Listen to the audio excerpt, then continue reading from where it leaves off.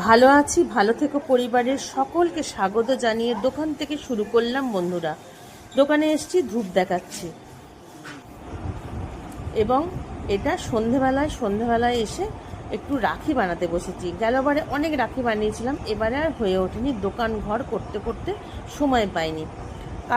কাকিমা এসে আমাকে অর্ডার দিয়ে গেছে কিছু রাখি বানাবার জন্য, তাই একটা পিচবোর্ড নিয়ে বসে পড়লাম তাড়াহুড়ো করে, কারণ হাতের গোড়ায় সেরম কিছু নাই। পিচবোর্ডটাকে চৌকো করে ছোট্ট করে কেটে নিচ্ছি, তার মধ্যে গোল করে আবার কেটে নিলাম। আর গ্লিটার্সের যে ফুলগুলো রেডিমেড পাওয়া যায় সেটাই আঠা দিয়ে চিপকে দিয়েছি। আর ওই মুক্তোর মতন ওইগুলো রেডিমেড পাওয়া যায়, সেগুলো চারিধারে লাগিয়ে দিয়ে আঠা দিয়ে, মাঝখানে আটা দিয়ে কিছু অভ্র ছড়িয়ে দিলাম।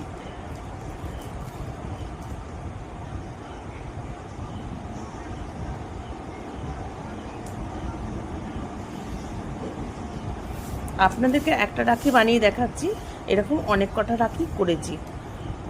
এটা হয়ে গেছে। তারপরে শিফন সুতোটা হাতের মধ্যে পেঁচিয়ে নিয়ে ভালো করে মাঝখানে গিট দিয়ে নিয়ে দুধারটা কাঁচি করে কেটে নিয়েছি। এই যে হাত থেকে খুলে নিচ্ছি, দিয়ে টিপে ধরে একদম মাঝখানে ভালো করে গিট দিয়ে নিচ্ছি যাতে না সুতোগুলো খুলে যায়।